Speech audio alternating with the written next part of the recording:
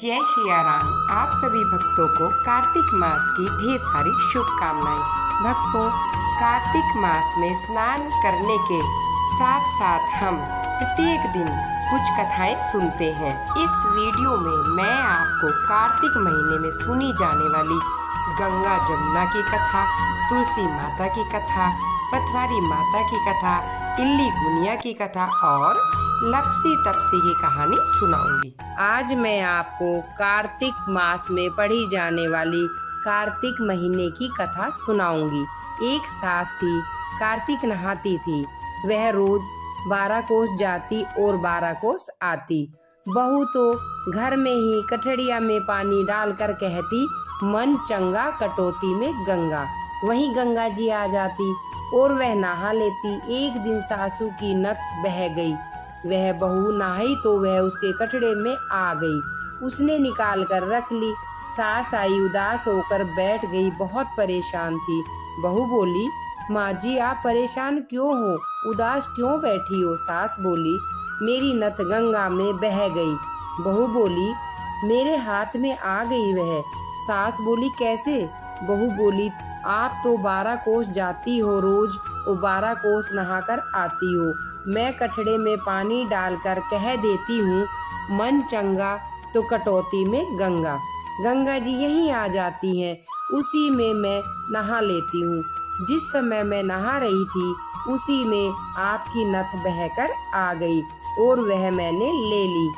हे भगवान, जैसे सास को आई किसी को ना आइयो, बहू ने आई सबने आइयो, कहते सुनते हुंकारा भरते के। कार्तिक मास में सुनी जाने वाली गंगा जमुना की कथा सुनाऊंगी। एक गंगा थी, एक जमुना थी। दोनों बहनें एक साहूकार के खेत में जा रही थी। जमुना ने 12 दाने गेहूं के खेत से तोड़ लिए। गंगा बोली, बहन यह तो तेरी चोरी हो गई, तुझे पाप लग गया। जमुना बोली, यह पाप कैसे उतरेगा? गंगा बोली, 12 बरस साहूकार के यहाँ नौकरी करने से तेरा पाप उतर जाएगा। जमुना साहूकार के यहाँ गई, बोली, मुझे नौकर रख लो, 4 काम छोड़कर तुम्हारे सारे काम करूँगी। एक तो झूठे बर्तन ना धोऊं, झाड़ू ना लगाऊं, सेज ना बिछाऊं और दिया ना चासूं। साहूकार ने उसे नौकर रख लिया। 12 बरस बाद कुंभ का मेला आया। साहूकार साहूकारनी मेले में जाने लगे। जमुना ने उन्हें एक सोने का टका दिया, बोली, वहाँ मेरी बहन है गंगा, उसको यह टका दे देना, कह देना बहन जमुना ने भेजा है। तो वह हाथ पसार कर गोरी गोरी बहियों में हरी हरी चूड़ियाँ पहन लेगी। वह लोग वहाँ जाकर सोने का टका देने लगे तो गंगा ने हरी हरी चूड़ियाँ, गोरी गोरी बहियाँ हाथ पसार कर टका ले लिया और बोली, मेरी बहन जमुना से कह देना अब तेरे 12 बरस पूरे हो गए, अब आ जाए। साहूकार साहूकारनी घर आए। जमुना से बोले, तेरी बहन बोली कि तेरे 12 बरस पूरे हो गए, तू आ जा। यह सुनते ही जमुना सहस्त्रधारा होकर बहने लगी। साहूकार साहूकारनी को जब यह पता चला कि जमुना माता हमारे सारे काम करती थी तो वह मूंदे माथे पड़ गए और सोचने लगे, हमारे कितना पाप चढ़ेगा। उधर जमुना गंगा के पास गई तो गंगा ने पूछा कि तू उनको बताकर आई है कि नहीं? जमुना बोली, मैं तो कुछ भी नहीं कहा। गंगा बोली, उनका धीरज बंधाकर आ, नहीं तो उनको संतोष नहीं होगा। जमुना दोनों के सपने में आई, बोली, तुम उदास क्यों हो? वे बोले, हमने तुम्हारे से ऊंचा नीचा सब काम कराया, अब हमारा पाप कैसे उतरेगा? जमुना बोली, तुम्हारे कोई पाप नहीं है, मैं तो अपना पाप उतारने आई थी। तुम्हारे खेत से 12 दाने गेहूं के तोड़े थे, इसलिए मुझे दोष लगा था। तुम्हारे यहाँ 12 साल काम करने से उतर गया। तुम उठो, तुम्हारा कोई दोष नहीं है। तुम्हारे खूब धन लक्ष्मी हो जाएगी और तुम्हारी मुक्ति होगी। हे जमुना माता, जैसी मुक्ति साहूकार साहूकारनी की वैसे सबकी करना, हमें भी हमारे सारे परिवार की मुक्ति करना।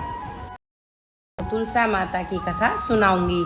कार्तिक के महीने में सब कोई तुलसा माता को सींचने जाती।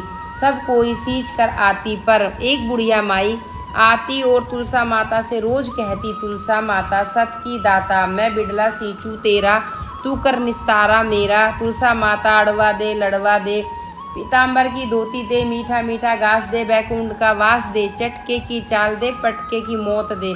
चंदन की काट दे, झालर के झंकार दे, साईं का राज दे, दाल भात का जीवन दे, गैस का दिन दे, कृष्ण को कांधा दे।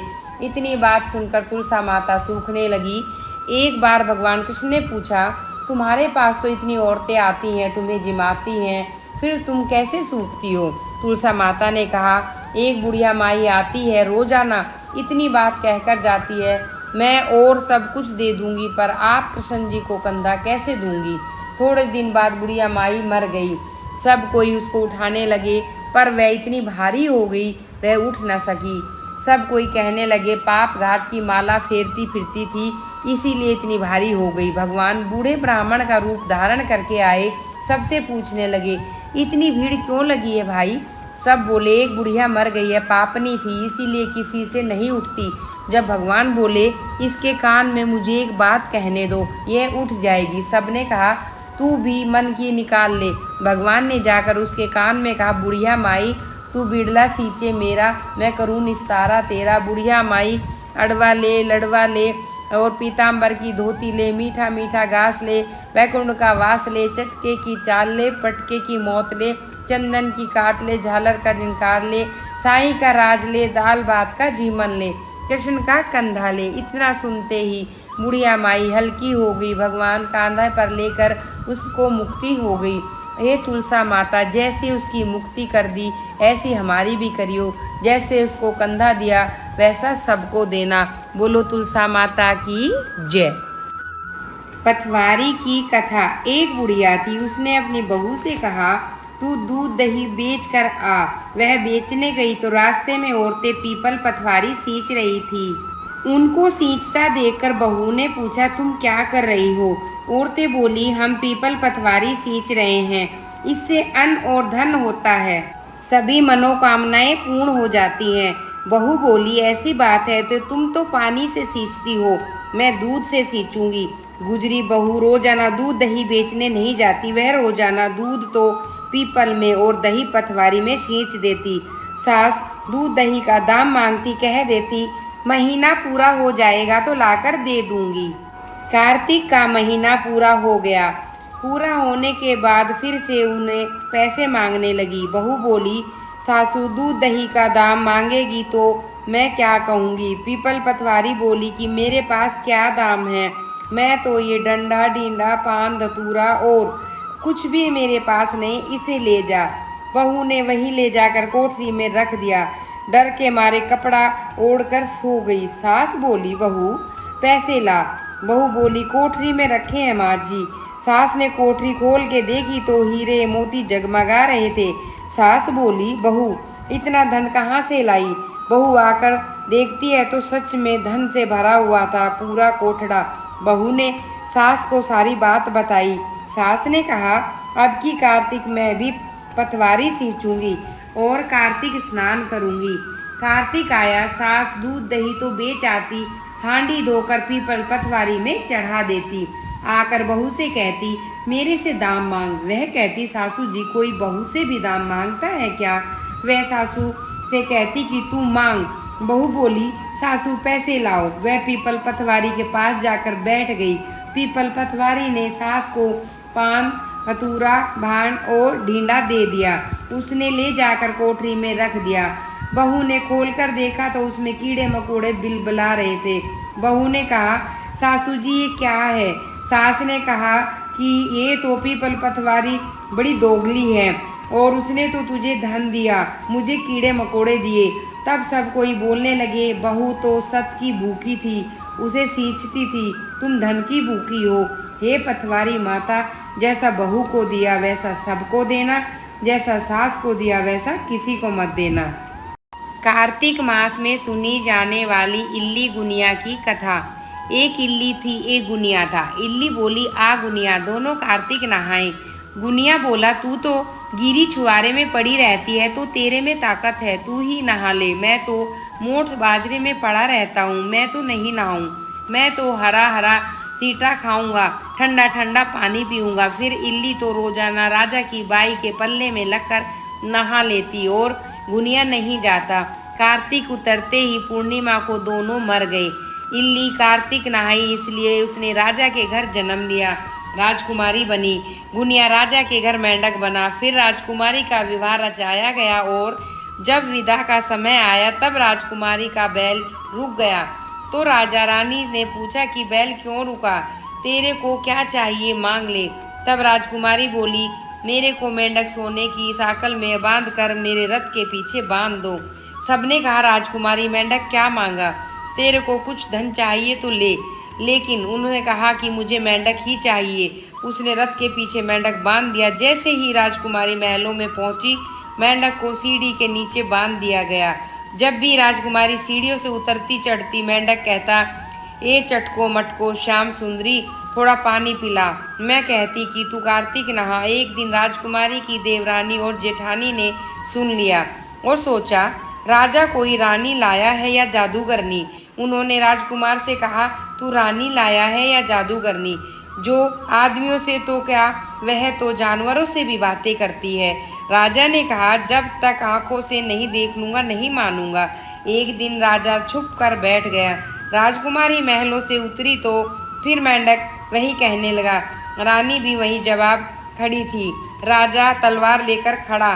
कहा कि तू मेंढक से क्या बातें करती है, सच बता, नहीं तो तलवार से काट दूंगा। रानी बोली, पिछले जन्म में मैं तो इल्ली थी और यह गुनिया।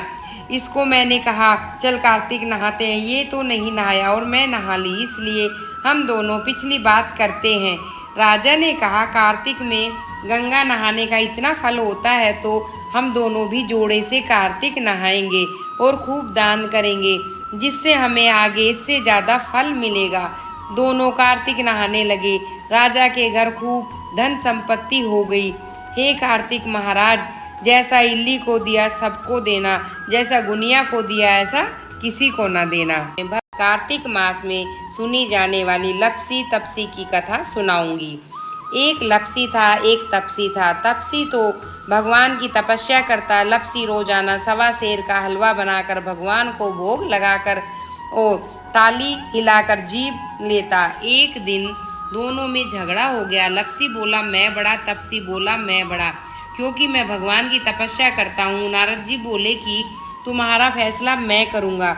दूसरे दिन तपसी नहा धोकर आने लगा तो नारद जी ने 1.25 करोड़ की अंगूठी तपसी के आगे गिरा दी। उसने आँख खोलकर देखा तो अंगूठी उठा ली। उसने उठाकर पैर के नीचे दबा ली।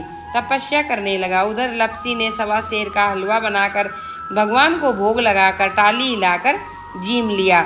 इतने में नारद जी आए, दोनों को अपने पास बिठाया। दोनों पूछने लगे, कौन बड़ा? नारद जी ने तपसी से कहा, अपना पाँव हटा। पैर हटाते ही अंगूठी निकली। तब नारद जी बोले कि अंगूठी चुराने से तेरी तपस्या भंग हो गई, इसलिए लपसी बड़ा है।